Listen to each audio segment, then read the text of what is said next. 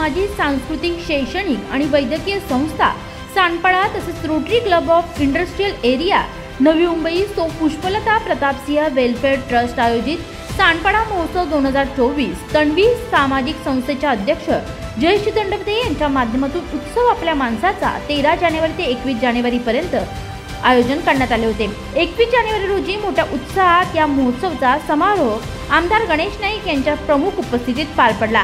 यावेळी त्यांच्यासोबत समाजसेवक संकल्प नाईक देखील उपस्थित होते। या महोत्सवाच्या शेवटच्या दिवशी महिलांसाठी खेळ खेळूया पैठणीचा या कार्यक्रमाचे आयोजन करण्यात आले होते। यामध्ये महिलांसाठी विविध खेळ देखील ठेवण्यात आले होते।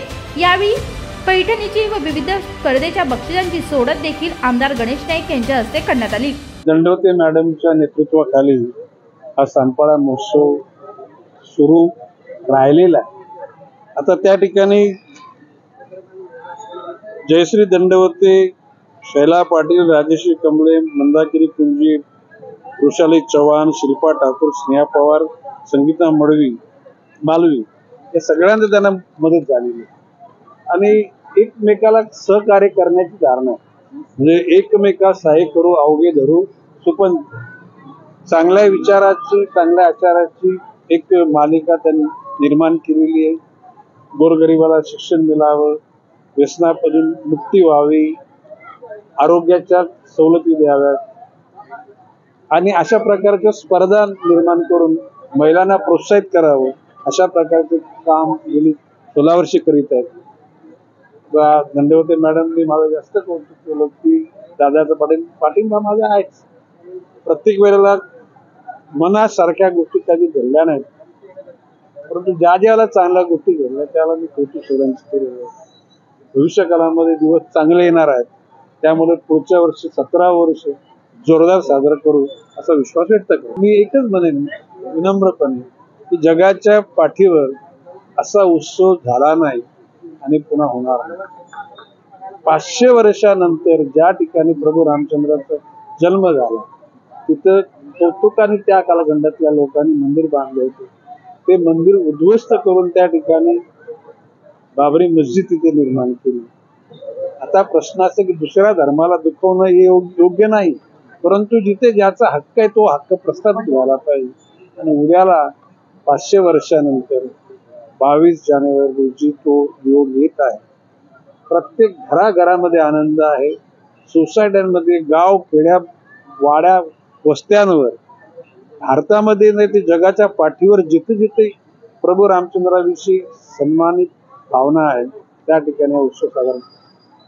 त्या दिवशी काश्मीरचे माजी मुख्यमंत्री फारुख अब्दुल्लानी प्रभू रामचंद्राचं गीत गायलं। म्हणजे प्रभू रामचंद्र हे कुठल्या धर्माला, जातीला, पंथाला, वर्णाला, वर्गाला त्यांचं वावडं नाही। सगळेजण राम विचारानं जीवन जगण्याचा प्रयत्न करीत आहे। त्या सगळ्यांना यश मिळावं ही सदिच्छा।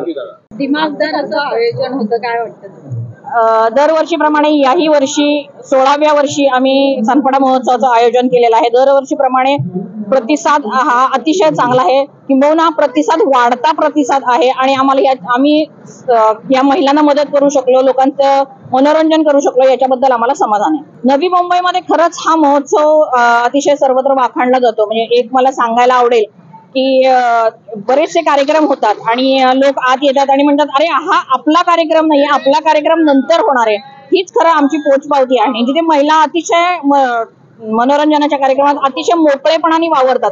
लावणीसारखा कार्यक्रम ज्याला समाज मान्यता थोडीशी कमी आहे, तर त्या कार्यक्रमामध्ये महिला अतिशय मोकळेपणाने इथे आनंद घेतात आणि हाच खरं तर आमचा कार्यक्रमाचा सक्सेस आहे। हो, हा जो कार्यक्रम आहे, आमची जी समिती आहे ती पूर्णपणे महिलांची आहे। आम्ही अध्यक्ष, सचिव आणि ट्रेझरर ह्या पूर्णपणे महिला आहेत आणि हा महिला संचलितच असा हा कार्यक्रम असतो।